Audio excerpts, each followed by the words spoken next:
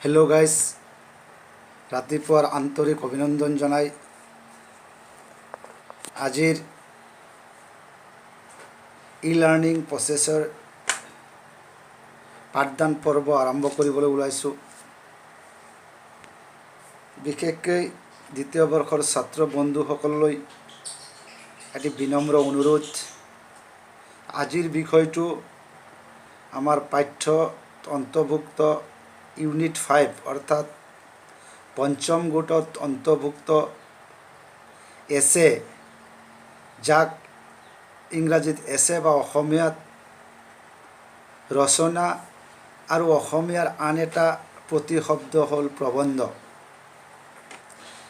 আজি ৰচনা সম্বন্ধীয় কিছু কথা লৈ তোমালোকৰ সন্মুখত উপস্থিত হৈছোহি। যিহেতুকে 2-4 বছৰ আগলৈকে এই ৰচনা বা এছেত নম্বৰ বিভাজন কৰা হৈছিল 15 নম্বৰ, কিন্তু আজি 2-4 বছৰ পিছৰ পৰা তাৰে নম্বৰ অলপ কমাই দি পেলাই তাত 10 নম্বৰ কৰা হৈছে। আৰু সেই ৰচনা সম্বন্ধীয় কিছু কথা বা ৰচনাৰ লগত থকা আনুষাংগিক কথাসমূহ আজি ইয়াত আলোচনা কৰিবলৈ উপস্থিত হৈছোহি। যিয়ে নহওক, ইংৰাজী এছে শব্দৰ অসমীয়া প্ৰতিশব্দ প্ৰবন্ধ। এছে শব্দৰ অৰ্থ প্ৰয়াস বা প্ৰচেষ্টা। প্ৰথম কথাটোৱেই হ'ল, আমি যাক এছে বুলি কওঁ, অসমীয়াত ৰচনা বা প্ৰবন্ধ বুলি কওঁ, কিন্তু ইংৰাজীত এছে শব্দৰ যিটো অৰ্থ, সেই অৰ্থটোতে কোৱা হৈছে প্ৰয়াস বা প্ৰচেষ্টা। গতিকে সেই প্ৰয়াস বা প্ৰচেষ্টা কেনেকুৱা ধৰণৰ হ'ব লাগে, বা সেই প্ৰচেষ্টা বা প্ৰয়াস কেনেকুৱা অভিজ্ঞতাৰ ভিত্তিত তোমাৰ মানস চিত্ৰত প্ৰতিফলিত হ'ব লাগে, তাৰ কিছু কথা ইয়াত আলোচনা কৰিবলৈ ওলাইছোঁ। যে এছে বা প্ৰয়াস বা প্ৰচেষ্টা হ'ল বাহিৰৰ পৰা লাভ কৰা বা বাহিৰৰ পৰা লাভ কৰা অভিজ্ঞতা যেতিয়া অন্তৰত পঞ্জীভূত হয় মানস চিত্ৰৰ ছায়ামূৰ্তি সৃষ্টি কৰে। সেই ছায়ামূৰ্তি যিদৰে আগ্নেয়গিৰি ভূপৃষ্ঠৰ তলৰ পৰা সঞ্চিত বায়ু, পানী, মাটি যেতিয়া সুযোগ সন্ধানী হৈ পৃথিৱীলৈ ওলাই আহে, তেতিয়াই তাক আগ্নেয়গিৰি বুলি কোৱা হয়। ঠিক ৰচনাও এই ধৰণৰে বিষয় বা প্ৰবন্ধ এই ধৰণৰে বস্তু, বা প্ৰয়াস বা প্ৰচেষ্টাটো এনেকুৱা বস্তু যে তুমি বাহিৰৰ পৰা লাভ কৰা অভিজ্ঞতা অন্তৰত পঞ্জীভূত হৈছে, আৰু সেই মানস চিত্ৰৰ ছায়ামূৰ্তি যেতিয়া তোমাৰ অন্তৰৰ পৰা লিখনিৰ মাজেৰে স্বতঃস্ফূৰ্তভাৱে প্ৰকাশ পায়, এটা বিষয়ক লৈ স্বতঃস্ফূৰ্তভাৱে প্ৰকাশ পায়, তাকেই আমি ৰচনা বুলি ক'ব পাৰোঁ। কিন্তু আচল কথাটো হ'ল, এই যে তোমাৰ অন্তৰত যিখিনি অভিজ্ঞতা পঞ্জীভূত হৈছে, সেই অন্তৰৰ অভিজ্ঞতাবিলাক তোমাৰ অনন্ত অনুভূতিৰ লগত প্ৰকাশৰ মাধ্যম বা ভাষাৰ সংযোগ ঘটিলেই তাক জীৱন্ত ৰূপ লোৱাৰ প্ৰয়াস কৰে। কথাটো অলপ বুজিবলৈ চেষ্টা কৰা। তুমি লাভ কৰা, বাহিৰৰ পৰা লাভ কৰা অভিজ্ঞতা তোমাৰ যেতিয়া মানস চিত্ৰৰ বা অন্তৰত যেতিয়া এটা ছায়ামূৰ্তিৰ ভাৱ লৈ তোমাৰ হৃদয়ৰ অনুভূতিৰ লগত একাত্ম হৈ বিভিন্ন প্ৰকাশৰ জৰিয়তে বা বিভিন্ন মাধ্যমৰ জৰিয়তে ভাষাৰ সংযোগ ঘটি যেতিয়া জীৱন্ত ৰূপ লোৱাৰ প্ৰয়াস কৰে, তেতিয়াই ৰচনা আকাৰত প্ৰকাশ পায় বা প্ৰবন্ধ আকাৰত প্ৰকাশ পায়। আৰু সেই প্ৰয়াসটোৱেই বা সেই প্ৰচেষ্টাটোৱেই তোমাৰ অনুভূতৰ লগত একাত্ম হৈ জীৱন্ত ৰূপত ভাষাৰ মাধ্যমেদি প্ৰকাশ হ'ব বিচাৰে, আৰু ৰচনা সেই ধৰণৰ হ'ব লাগে। সেইকাৰণে এই যে তোমাৰ যিটো প্ৰয়াস বা প্ৰচেষ্টা, সেই প্ৰয়াস বা প্ৰচেষ্টা তোমাৰ অন্তৰত এটা প্ৰবন্ধ বা এটা গল্প আকাৰত প্ৰকাশ পায়। সেইকাৰণেই ৰচনা বা এছেক প্ৰবন্ধৰ সমাৰ্থক বুলি ধৰি লোৱা হৈছে বা ধৰি লৈছোঁ। কথাটো হ'ল, আমি যাক সহজ ভাষাত এছে বুলি কওঁ বা ৰচনা বুলি কওঁ, ৰচনাৰ ইংৰাজী শব্দ হ'ল এছে, আৰু এছে শব্দৰ অসমীয়া অৰ্থ হ'ল প্ৰয়াস বা প্ৰচেষ্টা। আৰু সেই প্ৰয়াস বা প্ৰচেষ্টা যেতিয়া তোমাৰ অন্তৰত পঞ্জীভূত হৈ তোমাৰ অন্তৰত এটা মানস চিত্ৰৰ সৃষ্টি কৰি অন্তৰৰ ভাৱ অনুভূতিৰ লগত একাত্ম হৈ যেতিয়া বিভিন্ন প্ৰকাশৰ মাধ্যমৰ যোগেদি ভাষাৰ স্বতঃস্ফূৰ্তভাৱে ভাষাৰ জৰিয়তে স্বতঃস্ফূৰ্তভাৱে প্ৰয়াস ৰূপ লৈ বাহিৰলৈ ওলাই আহে, তেতিয়াই সৃষ্টি হয় ৰচনা বা প্ৰবন্ধ। এতিয়া সেই প্ৰয়াসেই প্ৰবন্ধৰ সৃষ্টি কৰে। সেইকাৰণে প্ৰবন্ধ আৰু ৰচনা আমি দুয়োটাকেই ইয়াৰ সমাৰ্থক বুলি ধৰি লৈছোঁ। এতিয়া যাওঁ যে এই যে লিখনিসমূহ বা তোমাৰ অন্তৰত পঞ্জীভূত বাহিৰৰ অভিজ্ঞতাখিনি যেতিয়া মানস চিত্ৰৰ ছায়ামূৰ্তি আকাৰে অন্তৰৰ ভাৱ অনুভূতিৰ লগত একাত্ম হৈ আগ্নেয়গিৰিৰ দৰে বাহিৰলৈ ওলাই আহে, আগ্নেয়গিৰিৰ দৰে বিভিন্ন মাধ্যম আৰু ভাষাৰ জৰিয়তে যেতিয়া বাহিৰলৈ সৃষ্টি আহে, তেতিয়াই সৃষ্টি হয় ৰচনা। আৰু সেই যিটো তোমাৰ সৃষ্টিৰ মননশীলতা, সেইটোলৈ হ'ল তোমাৰ প্ৰয়াস বা চেষ্টা, প্ৰয়াস বা প্ৰচেষ্টা। এতিয়া হৈ যে তোমাৰ যিটো লিখনি বা প্ৰবন্ধ বা ৰচনা, তাৰ কিছুমান বৈশিষ্ট্য সচৰাচৰ আমাৰ চকুত পৰে। এতিয়া চোৱা, এজন লিখক বা এজন ৰাইটাৰৰ সুশৃংখলিত সুসংহত চিন্তা পদ্ধতিৰ সহায়ত, এজন লিখকৰ সুশৃংখলিত সুসংহত চিন্তা পদ্ধতিৰ সহায়ত কোনো এটা বিষয়ত স্বকীয় মত দৃষ্টিভংগী অন্তৰত অনুভূত হোৱা তত্ত্বক যুক্তিৰে প্ৰতিষ্ঠা কৰিব পৰা, আনৰ মতবাদক খণ্ডন কৰি মতবাদক সমাজৰ আগত সাৱলীলভাৱে দাঙি ধৰিব পৰা, নানান বিতৰ্কমূলক আলোচনাত এটি মতবাদ সমৰ্থনত সুস্থিৰভাৱে উপনীত হৈ তাক হৃদয়গ্ৰাহী আৰু প্ৰাণস্পৰ্শী ভাৱ কৰিব পৰাতেই লেখকৰ সাৰ্থকতা বা সিয়েই প্ৰবন্ধৰো বৈশিষ্ট্য।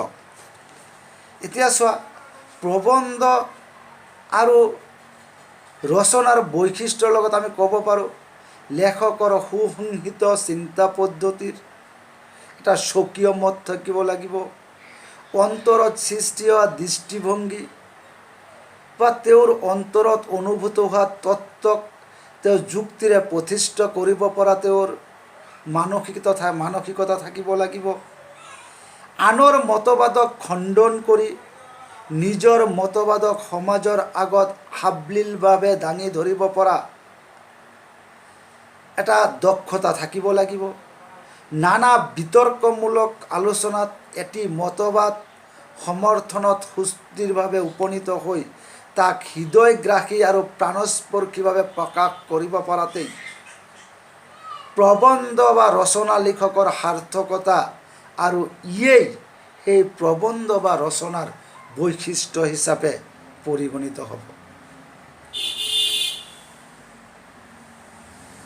এতিয়া ৰচনা বা প্ৰবন্ধ লিখাৰ ছাত্ৰসকলৰ বা লিখকসকলৰ কেনেকুৱা ভাৱমূৰ্তি, কেনেকুৱা প্ৰকাশভংগীৰ দক্ষতা থাকিব লাগে, তাৰ কিছু কথা আমি ইয়াত আলোচনা কৰিম। তাৰ কিছু কথা মই ইয়াত তোমালোকৰ লগত মত বিনিময় কৰিব বিচাৰিছোঁ।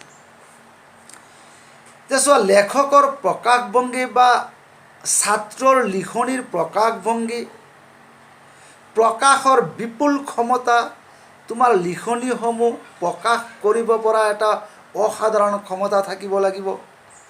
আকৌ বিষয়বস্তু উপস্থাপনৰ কিছুমান ৰীতি বা গণ্ডিৰ মাজত তাক উপস্থাপন কৰিব লাগিব। লেখকজনৰ ব্যক্তিত্ব প্ৰকাশ পাব লাগিব বা ছাত্ৰৰ সেই ৰচনাৰ মাজেদি নিজৰ ব্যক্তিত্ব প্ৰকাশ পাব লাগিব। ভাৱ অনুভূতি বিবেক বিবেচনা আদি প্ৰবন্ধত বা ৰচনাত প্ৰতিফলিত হ'ব লাগিব। কথাটো হ'ল ছাত্ৰৰ লিখাৰ প্ৰকাশভংগীৰ এটা দক্ষতা থাকিব লাগিব, প্ৰকাশৰ বিপুল দক্ষতা থাকিব লাগিব, বিষয়বস্তুৰ উপস্থাপনৰ কিছু ৰীতি নীতিৰ গণ্ডিৰ মাজত থাকিব লাগিব, আৰু সেই বিষয়টোৰ ওপৰত ছাত্ৰৰ নিজস্ব স্বকীয় মতবাদ তাত প্ৰকাশ পাব লাগিব। ভাষা তাৰপিছত সেই মতবাদক সমাজৰ কিছুমান বিতৰ্কমূলক বিষয় খণ্ডন কৰি সেই মতবাদৰ সমৰ্থনত তেওঁ সেই কথাখিনি সমাজৰ আগত সাৱলীলভাৱে প্ৰকাশ কৰিব পৰা কৰি মানুহৰ হৃদয়গ্ৰাহী কৰি তোলাৰ ছাত্ৰৰ সেইখিনি দক্ষতা থাকিব লাগিব। আৰু প্ৰাণস্পৰ্শী প্ৰকাশ কৰিব পৰাতে লেখকৰ সাৰ্থকতা প্ৰবন্ধ বৈশিষ্ট্য। এতিয়া লেখকৰ প্ৰকাশভংগী, প্ৰকাশৰ বিপুল ক্ষমতা, বিষয়বস্তুৰ উপস্থাপন ৰীতি, লেখকৰ ব্যক্তিত্ব বা ছাত্ৰৰ ব্যক্তিত্ব, ভাৱানুভূতি, বিবেক বিবেচনা আদি প্ৰবন্ধত বা ৰচনাত প্ৰতিফলিত হোৱাটো বাঞ্ছনীয়। আচল কথা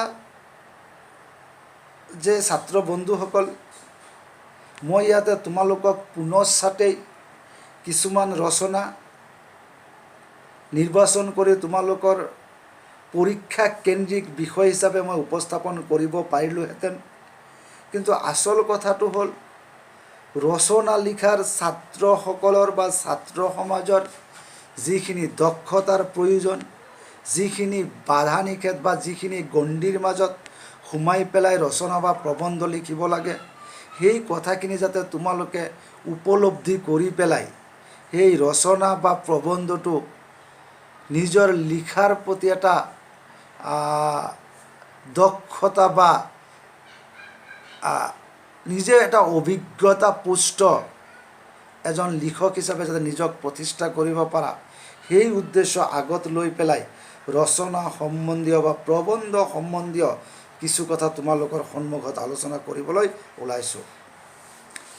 এতিয়া আহোঁ, আৰু এই যে তোমাৰ বিচাৰ বিবেচনা, ভাৱ অনুভূতি, ব্যক্তিত্ব, প্ৰকাশৰ বিপুল ক্ষমতা, বিষয়বস্তু উপস্থাপনৰ ৰীতি, এই বস্তুখিনি আকৌ তুমি বিভিন্ন ভাষাৰ মাধ্যমেদি প্ৰকাশ কৰিব পৰা বা বিভিন্ন ভাষাৰ মাধ্যমেদি গঢ়িব লাগিব। এতিয়া কথাটো হ'ল আমাৰ অইন ভাষাৰ ক্ষেত্ৰত সুকীয়া। এতিয়া যিহেতু আমি অসমীয়া ভাষা সাহিত্যৰ ছাত্ৰ, গতিকে আমি ইয়াত অসমীয়া ভাষা সাহিত্যৰ কথাই ক'ব লাগিব যে তোমাৰ অন্তৰত ব্যক্তিত্ব, ভাৱ অনুভূতি, বিষয়বস্তুৰ প্ৰকাশৰ বিপুল ক্ষমতা, লেখকৰ প্ৰকাশভংগী, ৰচনা ৰীতি, বিষয়বস্তুৰ উপস্থাপনৰ ধ্যান ধাৰণা, বিবেক বিবেচনা, এই গোটেইখিনি বস্তু অসমীয়া ভাষাৰ মাধ্যমত সাৱলীলভাৱে গঢ় লোৱাব লাগিব।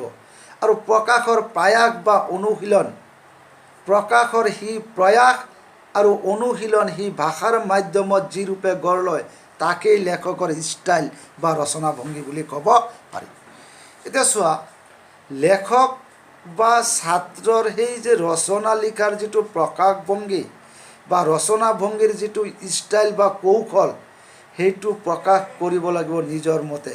যে প্ৰয়াস বা সকলো বস্তুৱেই সকলোৱে লিখাৰ কাৰণে প্ৰয়াস বা প্ৰচেষ্টা কৰে, কিন্তু সেই প্ৰয়াস বা প্ৰচেষ্টা নিজৰ ভাষাৰ মাধ্যমত গঢ় লোৱাব লাগিব।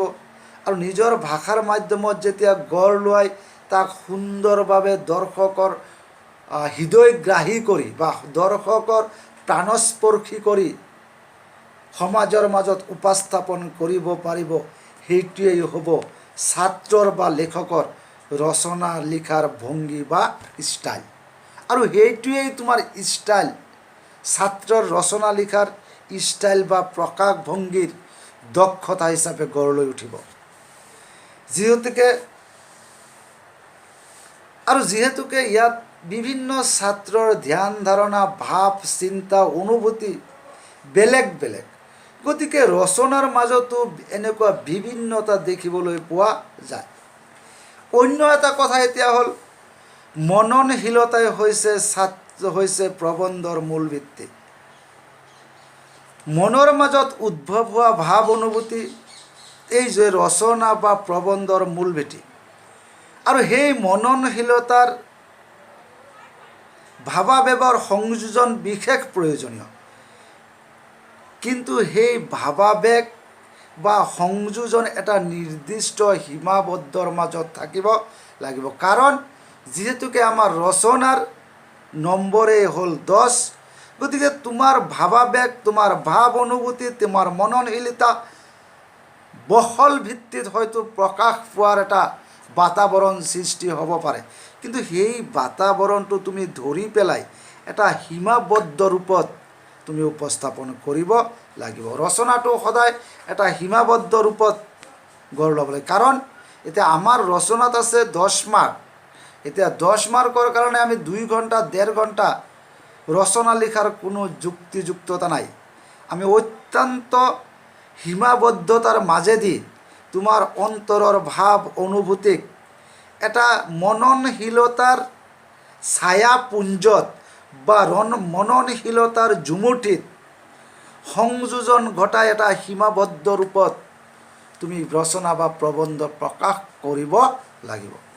গতিকে ছাত্ৰ বন্ধুসকল, আগত ৰচনা সম্বন্ধীয় কিছু কথা নিজৰ অন্তৰৰ মাজেদি বা নিজৰ হৃদয়ৰ মাজেদি উপলব্ধি কৰি লৈ ৰচনা লিখাৰ ৰীতি নীতিখিনি নিজৰ মাজত আয়ত্ত কৰি ৰচনা লিখিবলৈ আগবাঢ়িব লাগে।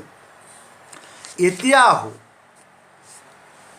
প্ৰবন্ধ বা ৰচনা লিখিবলৈ যাওঁতে কিছুমান বস্তু আমি লক্ষ্য কৰিব লাগিব। প্ৰবন্ধ বা ৰচনা লিখিবলৈ যাওঁতে আমি কেইটামান বস্তু লক্ষ্য কৰিব লাগিব।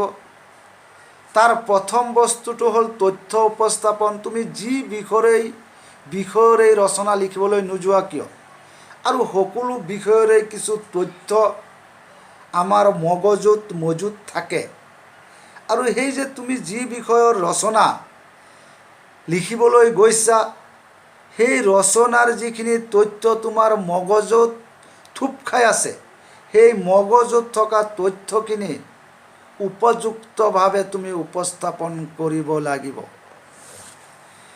নম্বৰ 1। নাম্বাৰ 2, ভাৱ আৰু ভাষা সংযোজন। প্ৰথমতে কোৱা হৈছে যে ৰচনাৰ কাৰণে তুমি বাহিৰৰ জগতখনৰ পৰা কিছুমান অভিজ্ঞতা আয়ত্ত কৰিছা। সেই অভিজ্ঞতাখিনি নিজে বিভিন্ন ভাৱ অনুভূতিৰ জৰিয়তে ভাষাৰ সাৱলীলভাৱে দৰ্শকৰ প্ৰাণস্পৰ্শী বা দৰ্শকৰ মনোগ্ৰাহী কৰি উপস্থাপন কৰিছা। কিন্তু সেই অভিজ্ঞতাখিনি বা ভাৱ অনুভূতিক তুমি দৰ্শকৰ সন্মুখত উপস্থাপন কৰিবলৈ হ'লে ভাৱ আৰু ভাষা, এটা তোমাৰ ভাৱ তাত সন্নিৱিষ্ট হ'ব লাগিব। আনটো কথা হ'ল তোমাৰ এটা ভাষাৰ দক্ষতা থাকিব লাগিব। ৰচনা বা প্ৰবন্ধৰ কিছুমান উল্লেখযোগ্য বৈশিষ্ট্য হ'ল তথ্য উপস্থাপন, ভাৱ আৰু ভাষা সংযোজন, যুক্তি প্ৰদৰ্শন। সকলো বিষয়ৰেই যুক্তিৰ মাজেদি তুমি উপস্থাপন কৰিব লাগিব। এতিয়া চোৱা, প্ৰাকৃতিক দুৰ্যোগৰ ৰচনা যদি আমি লিখিবলৈ যাওঁ, আৰু তাত আমি প্ৰাকৃতিক দুৰ্যোগৰ কথা কোৱাৰ লগে লগে আমি ভূমিকম্পৰ কথাও তাত অন্তৰ্ভুক্ত হ'ব লাগিব।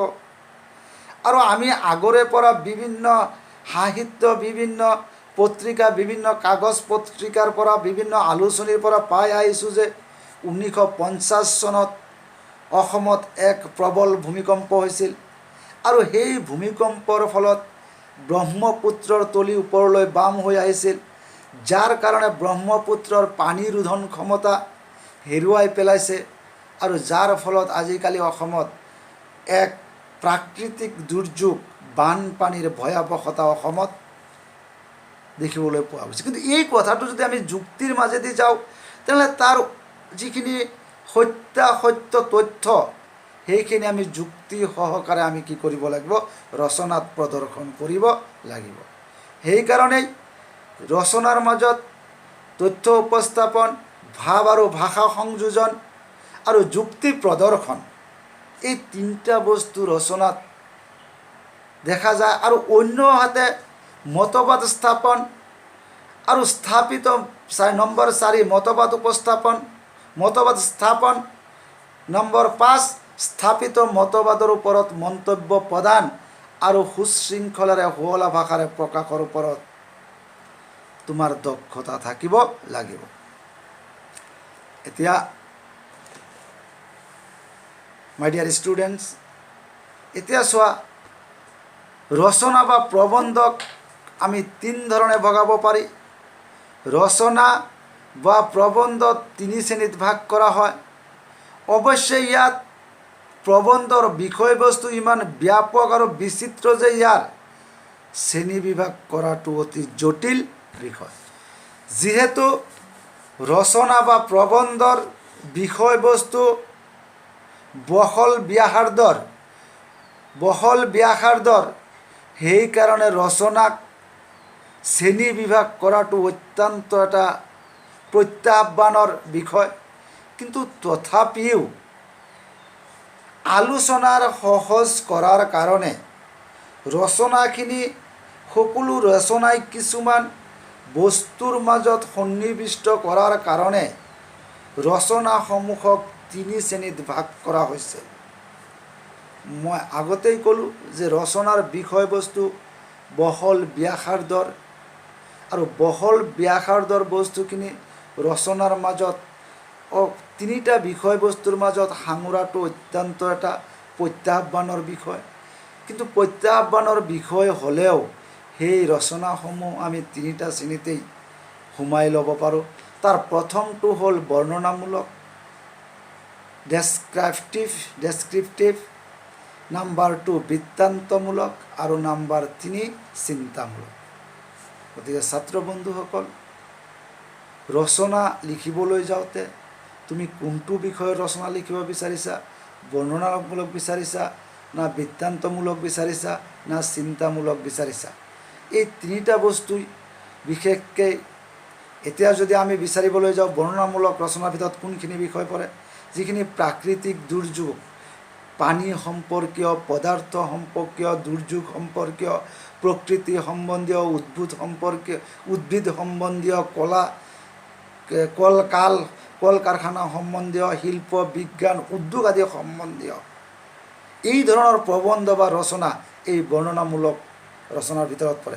তাৰ ভিতৰত প্ৰাণী, পদাৰ্থ, উদ্ভিদ, প্ৰকৃতি, স্থান, কাল, শিল্প, বিজ্ঞান আদি। এতিয়া বৃত্তান্তমূলক ৰচনাৰ ভিতৰত আমি পেলাব পাৰোঁ মানৱ সমাজৰ লগত সংশ্লিষ্ট ঘটনা। বৃত্তান্তমূলক ৰচনাৰ লগত মানৱ সমাজৰ সংঘটিত বিভিন্ন ঘটনাৰাজি এই শ্ৰেণীৰ অন্তৰ্ভুক্ত। উদাহৰণস্বৰূপে মানৱ সমাজত প্ৰচলিত বিভিন্ন উৎসৱ, পূজা, পাৰ্বণ, পৌৰাণিক কাহিনী, ঐতিহাসিক কাহিনী, যিবিলাক ঘটনা মানুহৰ জীৱনৰ লগত সাঙুৰ খাই পৰিছে, যিখিনি উৎসৱ, পূজা, পাৰ্বণ মানৱীয় জীৱন ধাৰণৰ লগত একাত্ম হৈ পৰিছে, সেই ধৰণৰ ৰচনা কোৱা হয় বৰ্ণনামূলক ৰচনা। ইয়াত বিভিন্ন পূজা, উৎসৱ, পাৰ্বণ, পৌৰাণিক কাহিনী, ঐতিহাসিক কাহিনী, ভ্ৰমণ কাহিনী, মহৎ লোকৰ জীৱনী, কোনো বিখ্যাত সাময়িক ঘটনা আদিৰ বিৱৰণ বৃত্তান্তমূলক প্ৰবন্ধৰ ভিতৰত আমি পেলাই ল'ব পাৰোঁ। নাম্বাৰ 3 চিন্তামূলক প্ৰবন্ধ। ইয়াত চিন্তামূলক প্ৰবন্ধ বা চিন্তামূলক ৰচনা, বৰ্ণনামূলক ৰচনা, বৃত্তান্তমূলক ৰচনা আৰু চিন্তামূলক ৰচনা। ইয়াত চিন্তামূলক ৰচনা বুলি কোৱাৰ লগে লগে সমাজৰ সমস্যাৰ ভিত্তিত বা সমাজৰ সামাজিক সমস্যাৰ ভিত্তিত যিসমূহ ৰচনা সৃষ্টি হয় তাকেই চিন্তামূলক ৰচনা বুলি কোৱা হয়। ইয়াতে সামাজিক সমস্যা, ৰাজনৈতিক, অৰ্থনৈতিক, সমাজনীতি, শিক্ষা, বিজ্ঞান, ইতিহাস এই গোটেইবিলাক বিষয় এই চিন্তামূলক ৰচনাৰ ভিতৰত ধৰিব পাৰি। এই ৰচনাত এতিয়া ধৰিব পাৰি এই শ্ৰেণীৰ ৰচনাত প্ৰায় বিতৰ্কৰ সৃষ্টি হয়, কিন্তু হ'লেও লেখকৰ স্বকীয় মতবাদ বা অভিজ্ঞতাপুষ্ট যুক্তি তৰ্ক সংযুতভাৱে বা সুসংযতভাৱে আৰু সুস্থভাৱে প্ৰতিষ্ঠা কৰাৰ প্ৰভূতস্থল এইবিধ ৰচনাত আছে। এতিয়া আহোঁ ৰচনা লিখাৰ প্ৰণালী বা ৰচনা লিখাৰ পদ্ধতি। কোনো এটা বিষয়ত এখন ৰচনা লিখিব লাগে, প্ৰথমটো বিষয়ৰ ওপৰত এটা সামগ্ৰিক ধাৰণা কৰি ল'ব লাগে। প্ৰথম কথাটোৱে হ'ল তুমি যি বিষয়ৰে ৰচনা নিলিখা কিয়, বৰ্ণনামূলকে লিখা, বৃত্তান্তমূলকে লিখা, চিন্তামূলকে লিখা, বানপানীৰ ওপৰতে লিখা, প্ৰিয় সাহিত্যিকে লিখা, প্ৰিয় সাহিত্যই লিখা, বিজ্ঞান প্ৰযুক্তিবিদ্যাই লিখা, বিহুৰ ওপৰতে লিখা, ভাৰতীয় সংহতিৰ ওপৰতে লিখা, নাৰী শিক্ষাৰ ওপৰতে লিখা, যুৱ সমাজৰ উচ্ছৃংখলৰ ওপৰতে লিখা, যি বিষয়টোৰ ওপৰতে নিলিখা কিয়, কিন্তু তাৰ গোটেই বিষয়খিনিৰ ওপৰত তোমাৰ এটা সামগ্ৰিক ধ্যান ধাৰণা, তুমি নিজে তাৰ সেই বিষয়বস্তুৰ ওপৰত এটা সামগ্ৰিক ধ্যান ধাৰণা কৰি ল'ব লাগিব। আৰু সেই ধাৰণাৰ ওপৰত মনোনিৱেশ কৰিব লাগে যাতে বিষয়টোৰ এখন মানচিত্ৰ তোমাৰ অন্তৰত ভাহি উঠে। আৰু ৰচনাটোৰ লিখাৰ আগতে সেই বিষয়বস্তুখিনি তুমি এটা মনোনিৱেশ কৰি ল'বা, এটা কল্পনা অনুভূতি তোমাৰ মাজত জাগ্ৰত কৰি ল'বা, আৰু গোটেই ৰচনাৰ এটা মাইণ্ড মেপ বা গোটেই ৰচনাৰ বিষয়বস্তুখিনি যেন তোমাৰ মানস পটত ভাহি উঠে, আৰু তেতিয়া সেই বস্তুটো তুমি ধুনীয়াকৈ প্ৰকাশ কৰিব পাৰিবা। তাৰপিছত জানিবলগীয়া আলোচনা কৰিব লগা কথা হ'ল পইণ্ট, যিখিনি মূল পইণ্ট আছে সেই পইণ্টখিনি তুমি টুকি ল'ব লাগিব, আৰু সেই পইণ্টখিনিত তুমি যুক্তিসংগতভাৱে যিখিনি লাগতিয়াল বিষয় সেই বিষয়খিনি উপস্থাপন কৰিব লাগিব। আৰু এক ধৰণৰ কথাই প্ৰতিটো চেণ্টেন্সত উপস্থাপন কৰাটো সি নিৰীক্ষকৰ বাবে অত্যন্ত বেজাৰ দুখদায়ক। সেইকাৰণেই চেণ্টেন্স লিখিবলৈ যাওঁতে প্ৰতিটো চেণ্টেন্সত তুমি নজৰ দিয়াটো বাঞ্ছনীয়। পইণ্ট আকাৰে টুকি ল'ব লাগে। এনে কৰাৰ ফলত বিষয়টোৰ প্ৰত্যেকটো দিশ আলোচনা কৰাত সুবিধা হ'ব। এই যে ধৰণৰ ঘটনাসমূহ, এই ধৰণৰ বিষয় লৈ ছাত্ৰ ছাত্ৰীসকলে ৰচনা লিখাটো প্ৰয়োজনীয়। আৰু ৰচনা বৃত্তান্ত, বৰ্ণনামূলক, বৃত্তান্তমূলক, চিন্তামূলক এই ধৰণৰ বিষয়ক লৈ ৰচনা লিখিব লাগে। আৰু তাৰপিছত ৰচনাখিনি নিজৰ মানস পটত ভাৱ এটা জাগ্ৰত কৰি ল'ব লাগে, যি তোমাৰ অন্তৰত জাগ্ৰত ভাৱ অনুভূতিয়ে ভাষাৰ মাধ্যমত, বিভিন্ন মাধ্যমৰ জৰিয়তে ভাষাৰ যোগেদি প্ৰকাশ পায় দৰ্শকৰ প্ৰাণস্পৰ্শী হ'ব পাৰে, দৰ্শকৰ মাজত মনোৰঞ্জনৰ সৃষ্টি কৰিব পাৰে। এই ধৰণে প্ৰকাশেই হ'ল ৰচনা বা প্ৰবন্ধ। গতিকে ছাত্ৰ ছাত্ৰীসকল, ৰচনা সম্বন্ধীয় বিষয় এটা ক্লাছত সম্পূৰ্ণ কৰাটো সম্ভৱ নহয়। পৰৱৰ্তী সময়ত মই আন এটা শ্ৰেণী বা পাঠদানৰ জৰিয়তে ৰচনাৰ গোটেই বিষয়খিনি সামৰি লৈ ৰচনাখিনি লিখাৰ যিখিনি বাধ্যবাধকতা, কিমান বাক্যৰ মাজত শেষ হ'ব লাগে, 10 নম্বৰৰ কাৰণে কিমানখিনি লৈ লিখিব লাগে, গোটেই কথাখিনি পৰৱৰ্তী ক্লাছত আলোচনা কৰিম। আৰু মই তোমালোকক এটা বিনম্ৰভাৱে অনুৰোধ জনাওঁ, ৰচনা কেতিয়াও পাঠ্যপুথিত পঢ়ি পেলাই কেতিয়াও তাক ধুনীয়াকৈ ৰচনা পৰীক্ষাত লিখিব নোৱাৰা। যাৰ কাৰণে পঢ়াৰ আগতে গোটেই 2-3খন ৰচনা মিলি লৈ যিকেইটা ৰচনা তুমি পঢ়িম বুলি থিৰাং কৰিছা, সেই ৰচনাখিনি এটা বহীত সন্নিৱিষ্ট কৰি এটা বহীত লিখি পেলাই মোৰলৈ প্ৰেৰণ কৰা বা মোৰ তাত দেখুওৱা, আৰু মই চাই লৈ দিয়াৰ পিছত সেই ৰচনাখিনি পঢ়িবা। ৰচনা পাঠ্যপুথিত পঢ়ি পেলাই কোনো কালে কোনো দিনে ৰচনাত ভাল নম্বৰ সংগ্ৰহ কৰিব নোৱাৰা। গতিকে ছাত্ৰ ছাত্ৰীসকল, ৰচনাৰ ক্লাছটো মই আজিৰ ক্লাছটো ইয়াতে সামৰণি মাৰিব বিচাৰিছোঁ। পৰৱৰ্তী আন এটা ক্লাছত এই ৰচনাৰ বিষয়খিনি পুনৰ তোমালোকৰ সন্মুখত লৈ উপস্থিত হৈ ৰচনাৰ গোটেই আনুষাংগিক কথা, ৰচনাৰ ব্যাসাৰ্ধ, ৰচনাৰ ভাষা, ৰচনাৰ কোটেশ্যন, ৰচনাৰ আৰম্ভণি, সামৰণি, গোটেই কথাখিনি তন্ন কৰি আলোচনা কৰিম।